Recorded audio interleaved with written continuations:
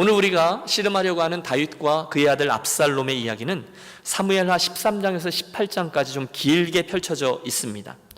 물론 이 긴 이야기의 주인공들은 다윗과 그의 아들 압살롬 맞아요. 하지만 우리는 늘 그러하듯 그들이 아니라 그들 뒤에 계신, 그 뒤에서 역사하고 계시는 하나님 아버지가 어떤 분인지 그분의 임재와 역사를 보려고 합니다. 자, 여러 개의 이야기들이 복잡하게 얽혀있는 이야기들 속에서 우리가 오늘 끝까지 붙들고 갈 질문은 이겁니다. 다윗의 이 두 번째 광야 경험을 통해서 하나님이 바라셨던 것은 무엇이었는가? 또 그 이야기가 오늘 예수 믿으며 살아가고 있는 우리가 우리의 인생의 여정 속에서 만나게 되는 광야에 대해서 무엇을 알게끔 해주는가? 무엇을 가르쳐주고 있는가? 우리 함께 탐구하며 은혜를 나누겠습니다. 자, 다윗과 그의 아들 압살롬의 이야기는 사무엘하 13장 그의 배다른 누이 다말을 겁탈했던 암논이라는 아들 이야기로 시작됩니다. 다윗이 아내가 많았어요. 자녀들이 많았습니다. 왕자들과 또 공주들이 많았어요. 그런데 압살롬과 다말이 한 배에서 나온 남매이고요. 또 다른 배다른 형제였던 암몬이라는 왕자가 이 다말을 짝사랑하다가 치밀한 계획하에 그녀를 겁탈하고 맙니다. 그러나 아버지 다윗은 이 일을 아무런 조치를 취하지 않았고 오빠 압살롬이 대신하여 보복을 결심하죠. 치밀한 음모가 진행되었고 결국 암논은 잔혹히 살해됩니다. 살해를 저지른 압살롬, 어머니의 고향 땅인 그술이라는 땅으로 도망가고 어느덧 3년이라는 세월이 흐르게 되었습니다. 14장에 이르러서 요압 장군은요, 그 다윗을 조르죠. 도망가 있던 그 왕자 압살롬을 다시금 돌아와도 된다라고 허락해 주십시오. 그래서 그가 예루살렘으로 돌아옵니다. 틀림없어요. 여러분, 그때 돌아오는 압살롬은요, 아무리 철이 없었다 하더라도 그때 그의 아버지 다윗에 대해서 이런 기대를 가졌을 거예요. 아버지가 다시금 나를 용납해 줬으면, 아버지가 나를 사랑해 줬으면, 아버지가 나를 용서해 주었으면 좋겠다. 그런 거예요. 자기 잘못을 알잖아요. 여러분, 아무리 암논이라는 이 왕자가 못된 짓을 저질렀다 해도 어쨌든 그를 죽인 건 살인입니다. 그래서 지금 그곳에 돌아오면서 고개를 숙이고 어떤 벌이라도 아버지 달게 받겠습니다, 이렇게 나온 것입니다. 여러분, 예수님의 탕자의 비유에 나오던 아버지가 죄 짓고 돌아오던 탕자를 어떻게 맞이했는지를 우리 알고 있습니다. 만약에 아버지였던 다윗이 그 아버지처럼 압살롬을 용서하고 용납해 주었더라면 어쩌면 그 이후에 나오는 끔찍한 비극의 이야기는 일어나지 않았을 수도 있었습니다. 그는 어쩌면 아버지의 무릎에 머리를 파묻고 여동생 다말이 얼마나 억울했는지, 암몬에 대해서 내가 얼마나 화가 났는지, 내가 그곳에 도망가서 겪었을 때 어떤 곤고함들을 겪었는지 이런 걸 쏟아내오면서 아버지와의 관계를 회복했을지도 몰라요. 그런데 불행하게도 아버지가 룸을 주지 않습니다. 다윗은 압살롬 보기를 거부합니다. 기회조차 주지 않아요. 왕이 이르되 그를 그의 집으로 물러가게 하여 내 얼굴을 볼 수 없게 하라 하매 압살롬이 자기 집으로 돌아가고 왕의 얼굴을 보지 못하니라. 매정하게 그를 거절한 겁니다. 우리 중에도 아버지 되시는 분들 계시죠? 이상하게 그 아들들한테는 우리가 왜 그렇게 매정한지 몰라요. 그럼 그러지 마세요. 나중에 반드시 후회하게 됩니다. 아내 되시는 분들은 남편 한번 때려주세요. 잘하라고. 예. 여러분, 아들들에게 뿐이 아니죠. 종종 비슷한 실수도 우리 범합니다. 물론 겉으로는 용서합니다. 사법적으로 처리하고 분명히 용서를 했습니다. 오케이, 제가 없었던 일로 하겠습니다. 잊겠습니다. 그러나 심정적으로 우리가 거절하는 이들이 많이 있어요. 다윗이 그 압살롬을 그렇게 거부한 거죠.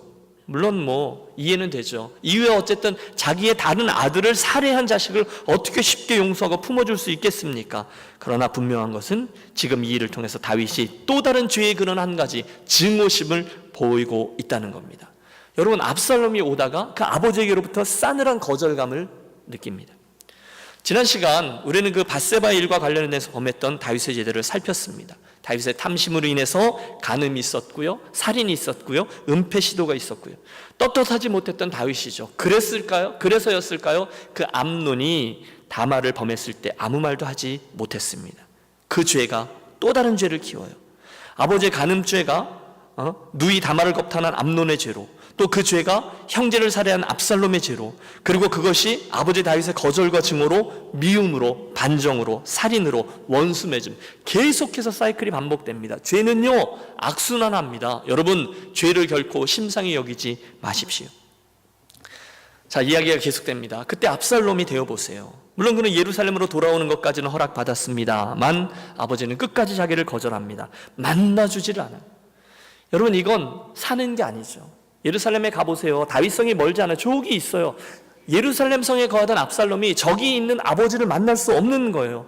용서를 구하며 아버지가 마음 품어주기를 기대하며 하루가 지나고 한 달이 지나고 1년, 2년의 시간이 흘렀습니다. 그러나 아버지는 끝까지 그를 용서하지 않습니다. 너무너무 매몰찬 아버지, 어떻게 그럴 수 있을까요? 여러분, 아버지 다윗이요, 자기도 그런 거절을 당해봤거든요. 누구에게요? 그의 아버지였던 이새와 그의 형제들에게 말입니다. 하카톤, 말제가 하나 있는데 들에서 양을 지키나이다. 아들들을 모두 보여달라 말했던 사무엘 선지자에게 아버지 이새는 끝까지 막내 다윗을 잊었습니다. 새까맣게 잊고 있습니다. 전쟁터에 가서 형 엘리압에게 나아갔는데 형 엘리압이 다윗에게 그러죠. 내가 전쟁을 구경하러 왔도다. 얼마나 매몰차게 대하며 구박했는지 몰라요. 그래서였을까요? 자기도 모르게 다윗이 자기 아들을 그렇게 매몰차게 대한 거죠. 한순간 심상치 않은 일이 벌어지죠. 아버지에게 거절받고 찢김받은 아들은 자기가 당한 대로 갚아주겠다고 결심합니다. 아버지가 뭐보다 필요 없습니다. 아버지, 그놈의 아버지 내가 쫓아버리겠다. 그리고 4년간 압살롬은 치밀하게 반정 음모를 꾸미죠. 오늘 우리가 16장부터 되어 있는데요, 저 앞에 15장 1절은 이렇게 시작됩니다. 그 후에 압살롬이 자기를 위하여 병거와 말들을 준비하고 호위병 50명을 그 앞에 세우니라.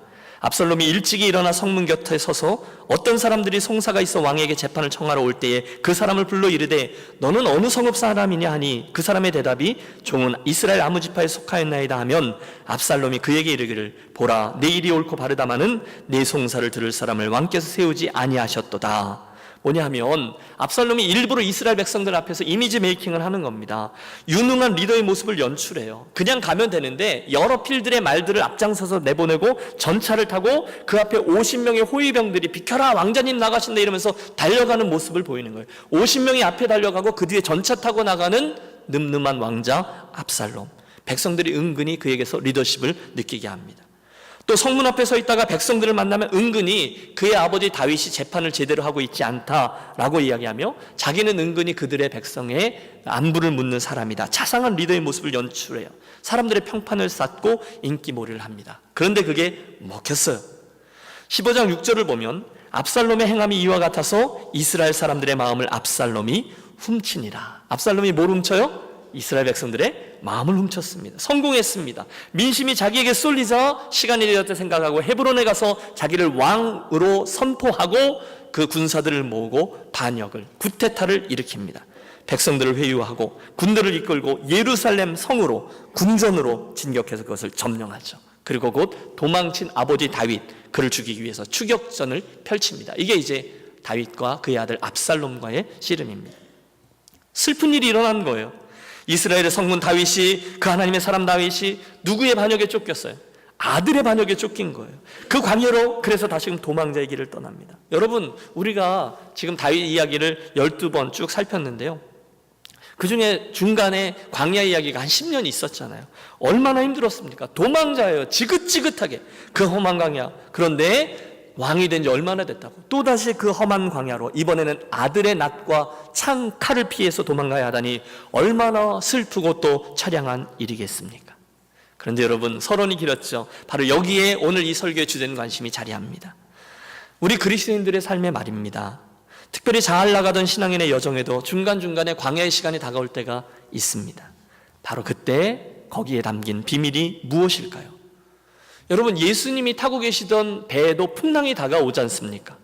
또 사명의 길을 충성스럽게 가던 사도 바울의 길에도 유락을 노라는 광풍이 다가옵니다.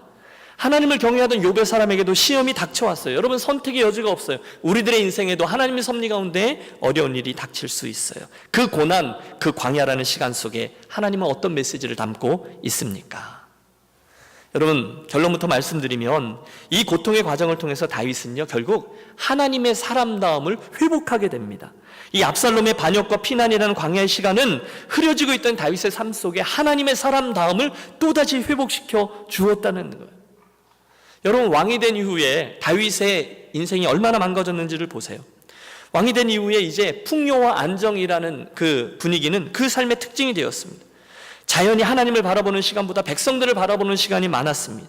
그의 말 같은 영성이 게으름 가운데 혼탁해집니다. 지난주의 말씀, 그가 늦게까지 자고 일어났다가 낮잠을 한숨 늘어지게 자고 나서 자기 부하들은 전쟁터에 내보내고 그리고 나서 감죄를 지르지 않습니까?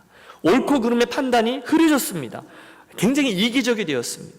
밧세바 사건이 그 대표적인 예일 거예요. 또 오늘 자기를 죽이기 위해 쫓아오던 사울에게서조차 하나님의 흔적을 발견해서 그를 죽이지도 않고 그를 끝까지 존중했던 다윗이 이제는 압살롬 하나도 용서하지 못해요. 용납하지 않아요. 용서라고, 자비라고, 저놈한테, 자기 형제를 죽인 저놈한테 내가 그놈 죽이지 않는 것만 해도 큰 자비를 베푼 거지, 압살롬 저놈은 좀 더 마음고생을 해봐야 돼. 아주 매몰차요. 다윗에게서 어느덧 이 하나님의 사람됨이 점점 더 흐려지고 있었다는 거예요. 그런데 그 순간에 하나님이 저를 다시금 광야 학교에 넣는 거죠. 처절한 고통의 과정이 그를 재련합니다. 놀랍게도 그 과정을 통해 그의 삶은 하나 둘 제 모습을 회복하여 되찾기 시작합니다. 서서히 그 자리로 참으로 다윗답게 다시금 변해가고 싶어요. 여러분, 그게 변해가고 있습니다. 그게 이 다윗의 고난, 다윗의 두 번째 광야를 통해서 하나님께서 하시고자 했던 하나님의 의도였습니다. 자, 오늘의 설교는요, 그 모든 여정, 특별히 그래서 그가 변화되는 여정 속에 있던 세 가지 사건을 다루려고 합니다. 이 세 가지 사건이 고난을 통해서 다윗을 어떻게 다루었는지, 결국 저가 어떻게 변화되고 회복되었는지를 보여주고 있어요. 자, 첫 번째, 가장 먼저 다윗은 이 고통을 통해서 하나님 앞에서의 겸손을 회복합니다. 따라해 주세요. 겸손의 회복. 여러분, 오늘 우리가 본문으로 택해 읽은 16장 5절부터는 이 처절한 고통의 순간에 피난길을 떠나고 있던 다윗에게 다가온 시므온이라는 사람 이야기가 나와 있습니다. 5절 하반절부터 여러분 본문을 좀 펼쳐주시고 제가 한번 읽죠. 이름은 시므이라. 그가 나오면서 계속하여 저주하고 또 다윗 왕의 모든 신하들을 향하여 돌을 던지니. 뭘 던져요? 돌을 던져요. 7절 8절 보세요. 시므이가 저주하는 가운데 이와 같이 말하니라. 피를 흘린 자여, 비루한 자여, 가거라 가거라. 사울의 족속의 모든 피를 여호와께서 내게로 돌리셨도다. 그를 이어서 내가 왕이 되었으나 여호와께서 나라를 내 아들 압살롬의 손에 넘기셨도다. 보라, 너는 피를 흘린 자이므로 화를 자초하였느니라. 여러분, 지금 안 그래도 처량한 그 다윗의 피난 행렬에 시므이라는 베냐민 사람이 나타나서 불쑥 화를 돋구는 거예요. 저주의 말을 쏟는 거예요. 다윗, 너 제대로 걸렸다. 참 잘됐다. 그동안 지었던 많은 죄 때문에 이 일이 일어나는 거야. 하나님이 지금 너 심판하는 거라고. 꼴 좋다. 여러분, 이게 시므이의 말입니다. 여러분, 만일 제가 그 자리에 있었던 다윗이었다면 피가 거꾸로 솟았을 겁니다. 여러분, 누군가가 나에게 빈정대는 말 한마디, 누군가가 나를 무시하고 놀리는 말 한마디가 우리를 피가 거꾸로 솟게 하죠. 그런데 지금 이 시므이의 말은 너무도 아팠어요. 아니, 저 녀석이 지금 불난 집에 기름을 끼워 붓는 거야 뭐야. 뭐가 어째 야단났을 거야. 그런데 뜻밖에도 그 순간에 다윗은 그의 비아냥거림과 저주를 묵묵히 들어가며 자기의 길을 걷습니다. 오히려 옆에 있던 아비새 장군이 참다 못해 팔을 걷어붙이고 나서요. 9절, 스루야의 아들 아비새가 왕께 여짜오되 이 죽은 개가 어찌 내 주 왕을 저주하리이까. 청하건대 내가 건너가서 그의 머리를 베게 하소서. 왕이시여, 말씀만 하십시오. 저 죽은 개 같은 녀석이 하는 말이 들리십니까? 제가 못 참겠습니다. 저 녀석 제가 목을 베어오겠습니다. 그러나 그 순간 다윗이 뭐라 그러는지 아십니까? 10절, 왕이 이르되 스루야의 아들들아, 내가 너희와 무슨 상관이 있느냐. 그가 저주하는 것은 여호와께서 그에게 다윗을 저주하라 하심이니 내가 어찌 그리하였느냐 할 자가 누구겠느냐 하고, 또 다윗이 아비새와 모든 신하에게 이르되 내 몸에서 난 아들도 내 생명을 헤아려 하거든 하물며 이 베냐민 사람이랴. 여호와께서 저에게 명령하신 것이니 저로 저주하게 내버려둬라. 혹시 여호와께서 나의 원통함을 감찰하시리니 오늘날 그 저주가닥에 손으로 내게 갚아 주시리라. 여러분, 결국 이 이야기는요, 시므이가 끝까지 그 피난 행렬을 쫓아가면서 저주를 퍼붓고 돌을 던지는 이야기로 맞춰집니다. 다윗은 끝까지 이 저주는 나를 향한 하나님의 말씀이다라며 묵묵히 자기의 길을 갑니다. 그 광야길, 처량한 피난길의 다윗에게 시므이의 저주는요, 너무너무 고통스러운 것이었지만 이 과정을 통해 다윗은 원래 자기 자리로 가고 있습니다. 물론 여러분, 그는 충분히 그를 죽일 수 있었습니다. 자기의 무고함을 주장할 수 있었어요. 하지만 그러지 않죠. 철저히 대신에 자기의 죄와 죄인된 자의 자리를 인정합니다. 그는 그 고난 가운데서 정말로 자기가 누군지를 깨닫게 된 거예요. 나는 너희들이 부르는 것처럼 왕이 아니다. 나는 저 시므이가 이야기하는 것처럼 죄인이다라는 거예요. 다윗은 지금 자기에게 필요한 것은 단 한 가지, 하나님이 특별히 주신 은혜밖에 없다는 거예요. 혹시 여호와께서 나의 원통함을 감찰하시리니 이 저주를 듣고 나를 불쌍히 여겨 나를 구원해 주시리라.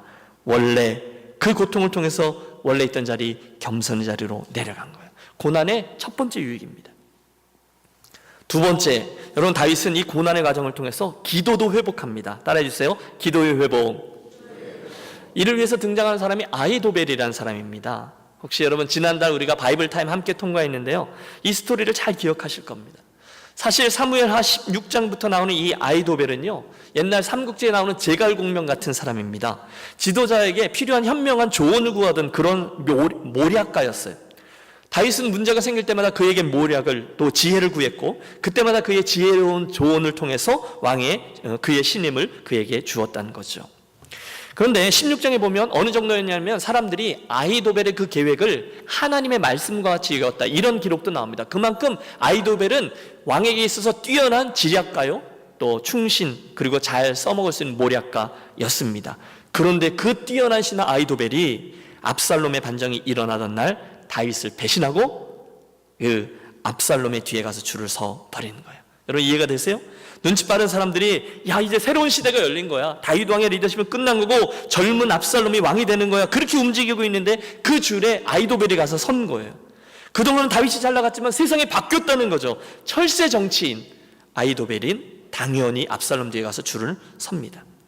그때 15장 30절은 그때 당시 다윗의 피난 행렬을 이렇게 그려줍니다. 여러분 상상력을 발휘해 보세요. 다윗이 감람산 길로 올라갈 때에 그의 머리를 그가 가리고 맨발로 울며 가고, 그와 함께 가던 모든 백성들도 각각 자기의 머리를 가리고 울며 올라가니라. 어떤 사람이 다윗에게 알리되 압살롬과 함께 모반한 자들 가운데 아히도벨이 있나이다 하니, 누가 있어요? 아히도벨. 다윗이 이르되, 그런데 여기를 잘 보세요. 이제부터는 기도입니다. 여호와여 원하건대 아히도벨의 모략을 어리석게 하옵소서 하니라. 다윗이 기도를 시도합니다. 그런데 여러분 아세요?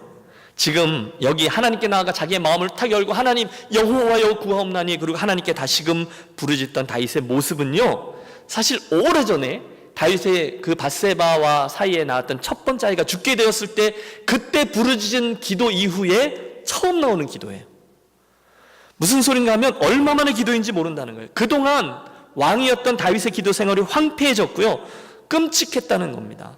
그런데 오늘 언제요? 다시금 이 고난의 여정이 시작되던 순간 다윗은 특별한 하나님 기도의 사람으로 다시금 변화되었다는 거예요. 저가 기도하기 시작했어요. 시편 3편은 다윗이 그 아들 압살롬을 피할 때에 지은 시라고 되어 있습니다. 그러니까 지금 지은 거예요. 들어보십시오. 여호와여 나의 대적이 어찌 그리 많은지요, 일어나 나를 치는 자가 많도소이다. 많은 사람이 있어 나를 가리켜 말하기를 저는 하나님께 도움을 얻지 못한다 하나이다. 여호와여 주는 나의 방패시요 나의 영광이시요 나의 머리를 드시는 자니이다. 내가 나의 목소리를 여호와께 부르짖으니 그 성산에서 응답하시는도다. 내가 누워 자고 깨었으나 여호와께서 나를 붙드심이로다. 천만인이 나를 둘러치려 하여도 나는 두려워 아니하리로다. 여호와여 일어나소서, 나의 하나님이여 나를 구원하소서. 주께서 나의 모든 원수의 뺨을 치시며 악인의 일을 꺾으셨나이다. 구원은 여호와께 있사오니 주의 복을 주의 백성에게 내리소서. 여러분 무슨 얘기죠? 물론 피난길은요, 그 광야길은요 너무너무 힘들어요. 하지만 다윗은 그 여정을 통해 다시금 기도하는 자리로 내려가게 되었습니다. 할렐루야. 틀림없어요. 광야는 그를 다시금 기도의 사람으로 빚어내려는 하나님의 특별 훈련소가 되었습니다. 사랑하는 여러분, 혹시 오늘 기도해야 될 문제가 있는데 그냥 어영부영 버티면서 하루하루 살아가고 계신 분은 아니 계십니까? 그렇다면 오늘 이 다윗의 이야기에서 하나님의 여러분을 향한 음성을 듣게 되시기를 축복합니다. 사랑하는 여러분, 너무너무 식상한 얘기지만 그러나 가장 중요한 말이죠. 여러분 기도의 자리를 회복하게 되시기를 바랍니다. 여러분 새벽 기도에 주의 전으로 더 나아오십시오. 금요일 기도회가 맞춰지면 바로 가시지 말고 오랫동안 앉아서 좀 더 기도하십시오. 우리의 삶을 놓고요, 하나님의 은혜를 구하고요, 주님 주시는 부흥을 구하고요, 좀 더 오래 기도하십시오. 예배 전에 일찍 나오셔서 기도하십시오. 새벽에 일어나서 기도하시고 주무시기 전에 기도하시고 은혜를 사모하면서 우리들의 문제들을 내어놓고 기도하세요. 네, 그리고 기도 안 하지 마시고, 여러분 우리가 아는데 왜 기도를 잘 안 하는지 아십니까? 간단합니다. 아직 덜 간절해서 그렇습니다. 아직 견딜만 하기 때문에 그렇습니다. 여러분 제가 맞아요, 틀려요? 맞습니다. 여러분 그래서 기도 잘 안 하신다면, 여러분, 하나님께서 여러분을 저 다윗처럼 더 깊은 고통의 수렁으로 밀어넣으시면 그때 기도하시겠습니까? 기도하시겠죠. 근데 그건 싫으시죠? 여러분 솔직히 말해보세요. 그건 싫으시죠? 오늘 기도하시는 저와 여러분이 되시길 바랍니다. 여러분, 어려울 때 기도하십시오. 평안할 때 더 기도하십시오. 여러분, 우리가 기도하지 않고 살 수 있는 그 배짱은 도대체 어디서 온 겁니까? 가족의 문제, 자녀의 문제, 사업의 문제 간구하십시오. 여러분, 교회가 평안하면요 더 기도하십시오. 더 큰 일에 순종할 수 있습니다. 영적인 내공을 키워야 돼요. 그런데 혹시 오늘 다윗처럼 고통과 고난의 한가운데 계신 분 있으십니까? 왜 기도하지 않으세요? 아직은 버틸만 해서요? 아니에요. 여러분, 그건 교만입니다. 빨리 주께로 나오십시오. 그때 그 어려움 속에서 기도를 회복한 다윗의 모습은 저와 여러분의 모습이 될 것입니다. 하나님이 그 고난이라는 과정 속에 담아놓으신 비밀은 기도의 자리의 회복입니다. 자, 광야 고난의 여정을 통해서 다윗은 첫째 겸손의 회복을 맛보았고, 둘째 기도의 회복을 맛보았다면, 세 번째로 사랑과 자비를 회복하는 기적도 맛봅니다. 따라해 주세요. 사랑과 자비의 회복. 여러분, 우리 다윗이 어떤 사람인지 기억하시죠? 그는 사람에 대해서 넉넉했던 사람입니다. 그는 지금까지 자기를 비난했던 형들도 품던 사람입니다. 그를 죽이려고 달려들었던 사울도 품었어요. 그의 그 시글락 공동체에 나온 400명이나 되는 이스라엘에서 원통하고 또 빚지고 또 마음에 원통했던 자들, 그들도 다 품었습니다. 요나단의 아들 무비보셋, 그의 교활했던 종 시바도 다 품었어요. 그런데 어느 순간 그에게 사람을 귀하게 여기던 태도가 바뀌었던 것이 보입니다. 그는 이기적으로 변했어요. 여러분, 밧세바 사건을 보십시오. 충신 우리아도 죽입니다. 사랑하는 그의 아들 압살롬마저 잔인하게 거절합니다. 냉혹하게. 그러던 저가 이 고통의 순간을 통과하면서 다시금 그 사랑을 회복하게 됩니다. 이게 놀랍습니다. 여러분, 사무엘상 18장쯤 가보면, 말씀을 잘못 드렸네요. 사무엘 하 18장에 가보면 압살롬의 반역이 어떻게 마무리되는지가 기록되어져 있습니다. 다윗과 그 무리가 전열을 가다듬어서 이제 압살롬의 추격군들, 그 군대와 맞서 싸우려고 하는데 다윗이 이제 나가려고 하죠. 그때 요압을 비롯한 신하들이 그를 제지합니다. 18장 3절은 이렇게 되어 있어요.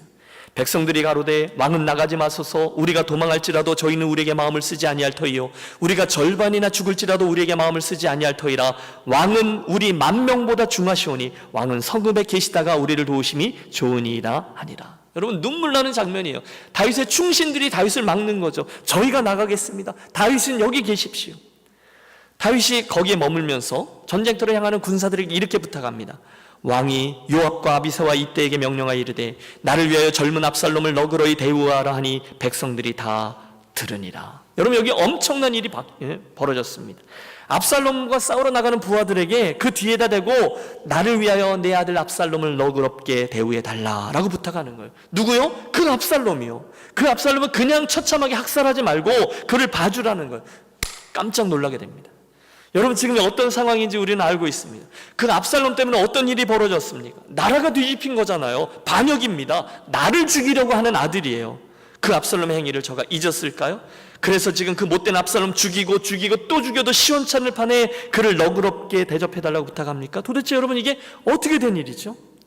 틀림없습니다. 뭔 일이 일어난 거예요? 이 고난과 고통, 그 광야의 시간을 통해서 다윗은 원래부터 그의 안에 자리하고 있었던 사랑과 자비를 회복하게 된 겁니다. 뭐 그런 상상을 해봐요. 잠이 오겠어요? 어느 날 그 추운 광야길에 텐트 속에 있었던 왕의 그 침상에서 잠 못 이루고 있던 저가 자기의 죄를 깨닫게 되었겠죠. 자기의 그 강팍함을 보았겠죠. 특히 다말을 처리하지 못하고 또 그 압살롬 이야기를 제대로 다루지 못했던, 그리고 압살롬이 돌아왔을 때 그 아들을 냉혹하게 밀어냈던 자기의 잘못을 깨닫게 되었겠죠. 우리 아들이 참 마음 너무 아팠겠구나. 그래서 그가 사랑과 자비가 회복하게 된 거죠. 하지만 여러분, 다윗의 부하 요압은 이해하지 못합니다. 아니, 우리가 지금까지 어떻게 해서 여기까지 왔는데, 우리가 엔게디 광야와 시글락 공동체 세월을 어떻게 이겨왔는데, 겨우겨우 예루살렘에 안착하고 나를 안정시켰는데, 아니 압살롬 왕자 어쩌면 이렇게 철이 없을 수가 있나. 그래서요, 요압은 기필코 그 압살롬을 죽입니다. 잠시 후 그 소식이 멀리 있던 다윗에게 전달되죠. 다윗은 압살롬의 죽음으로 인해서 탄식합니다. 33절, 왕의 마음이 심히 아파 문 위층으로 올라가서 우니라. 2층에 가서 우는 거예요. 내 아들 압살롬아, 내 아들 압살롬아, 차라리 내가 너를 대신하여 죽었다면 압살롬 내 아들아 하였더라. 여러분, 다윗의 그 탄식 속에서 저는 다 보입니다. 그의 마음속에 있었던 아픔, 그의 인생의 비애, 자기가 저질렀던 죄악, 그 아들을 거절했던 것에 대한 후회, 아들에 대한 연민 다 담겨서 우는 거예요. 여러분, 전에는 그 압살롬이 아무리 찔러도 하나도 아파하지 않은, 꿈쩍하지 않던 굳어진 다윗의 마음이 이 고통을 통과하면서 어떻게 되었어요? 다시금 사랑과 자비의 마음으로 바뀌게 되었다는 거예요. 고난의 유익입니다. 긴 이야기를 드렸는데, 사랑하는 여러분, 그것이 바로 오늘 다윗의 이 광야 이야기를 통해서 하나님 보여주고자 하는 당신의 마음입니다. 믿음의 길을 가면서 저도, 그리고 여러분도 종종 원치 아니하는 고난과 어려움이라는 광야를 만납니다. 하나님의 기대는 자명해요. 그날 그 고통을 통해서 다윗이 변화된 것처럼, 회복된 것처럼 저와 여러분도 변화되고 회복되어지기를 원하신다는 것입니다. 여러분, 어떠세요? 어려운 일을 만나시잖아요. 광야를 만나시잖아요. 어떻게 반응하세요? 그 고통과 고난으로 인해서 하나님 향해서 분을 내고 도대체 하나님 살아계신 게 맞아? 의심하며 주먹을 흔들며 더 강팍해지십니까? 아니면 고통과 고난을 통해서 더 하나님께로 가까이 나아가 그분의 사랑과 기도와 자비와 이 모든 것들을 되찾으십니까? 다윗은요, 이 고통 앞에서 겸손의 자리로 내려가잖아요. 다시금 기도의 자리로 내려가잖아요. 다시금 사랑과 자비를 갖추잖아요. 하나님의 정확한 뜻이에요. 그렇다면 여러분, 이 논리를 그대로 저와 여러분의 삶에 가지고 가서 오늘 저와 여러분의 삶에 다가와 있는 그 어려움은 혹시 나에게 다시금 겸손의 자리로 내려오라는 하나님의 음성은 아닐까요? 나에게 다시 기도의 자리로 나오라 하나님의 초대는 아닐까요? 나의 그 강팍해진 마음의 빗장을 풀고 사랑과 자비를 회복하라 그분의 제안이 아닐까요? 혹시 교만한 분 계십니까? 하나님은 여러분의 인생에 있어서 여전히 가장 귀한 분으로 여겨지고 고백되기를 기다리고 계십니다. 우리 찬양하잖아요. 내가 주인 삼은 모든 것 내어놓고 내 주 대신 주 앞에 나가 내가 사랑했던 모든 것 내려놓고 주님만 사랑해. 혹시 오늘 지난 한 주 동안 아주 어려움이라는 광야를 통과하다가 나오신 분 계시다면 하나님이 주인이시죠. 하나님이 풀어주시면 좋겠습니다. 이 과정이 저로 하여금 다시금 주님이 푸시는 분, 주님이 주인이시라는 사실을 겸손히 인정하는 여정이 되게 해주십시오. 고백하는 심령들이 되시기를 축복합니다. 겸손, 고난 속에 우리가 회복해야 될 첫 번째 덕목입니다. 둘째, 오늘 혹시 우리 가운데 기도 안 하면서 그냥 어떻게 되겠지 이렇게 버티면서 광야길을 걸으시는 분들이 계십니까? 오늘 그 어려움을 나로 하여금 더욱더 깨어서 기도하라 하시는 하나님의 음성으로 대하는 저와 여러분이 되시기를 축복합니다. 막혀있는 분 계십니까? 어디서부터 다시 시작해야 될지 이 문제가 너무 무겁다고 생각되시는 분들, 그런데 뭘 어떻게 잘 안 되는데 뭘 좀 어떻게 해보려고 버티고 계시는 분 계십니까? 여러분 기억하세요. 진짜 주인이 푸셔야 풀리게 될 줄로 믿습니다. 마지막으로 오늘 여러분 삶에 있는 그 고통이 혹시나 여러분이 그 형제, 자매, 교회 안에 있는 다른 누군가 내 인생에 용서할 수 없는 그 사람을 여전히 미워하기 때문에 용서하지 못하고 그 일에 포로로 살아가고 있기 때문에 여러분 안에 있는 그 강포함과 거절 때문에 그래서 그의 고통당함을 안타까워하는 게 아니라 은근히 고소하며 즐거워하고 있는 것 때문에 생겨난 것은 아닌지도 여러분 철저하게 점검해 보시기를 권합니다. 혹시 미워하는 분 계세요? 혹시 용서하지 않은 분 계십니까?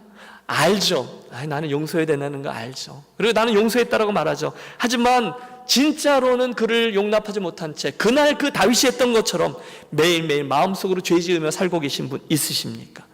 하나님께서 오늘 우리에게 원하시는 것은 원수 맺는 것이 아니라 자비와 사랑을 베푸는 것임을 기억하십시오. 형제들, 교우들, 이웃들, 친지들, 옛 동료들, 여러분 용기를 내셔서 화해를 청하시는 저와 여러분이 되시기를 권합니다. 여러분이 그 관계를 푸셔야 돼요. 여러분 이건 뭐 제가 이렇게 저렇게 제안하는 게 아니라 주님의 명령입니다. 그러므로 예물을 제단에 드리다가 거기서 내 형제에게 원망 들을 만한 일이 있는 줄 생각나거든 예물을 제단 앞에 두고 먼저 가서 형제와 화목하고 그 후에 와서 예물을 드리라. 토달 게 없습니다. 네 하고 화목을 청하는 거예요. 오늘도 하나님은 다윗의 그 일상 가운데 하나죠. 고통, 광야라는 렌즈를 통해서 우리에게 당신을 보여주고 계세요. 혹시 오늘 여러분 인생의 광야를 통과하고 계시다면 다윗의 모습을 참고하십시오. 세 가지였어요. 얼른 겸손의 자리로 내려가십시오. 얼른 기도의 자리를 진지하게 회복하십시오. 그리고 여러분 인생을 다시금 사랑과 자비로 채우십시오. 그때 저와 여러분은 다시가 하나님의 능하신 손길에 의해서 회복되는 오늘의 다윗이 되게 될 줄로 믿습니다. 이 아침에 이 메시지를 그날 다윗 이야기가 아니라 오늘 나에게 주신 하나님의 음성으로 듣고 바르게 반응하셔서 변화되고 치유되는 저와 여러분이 되시기를 주의 이름으로 축복합니다.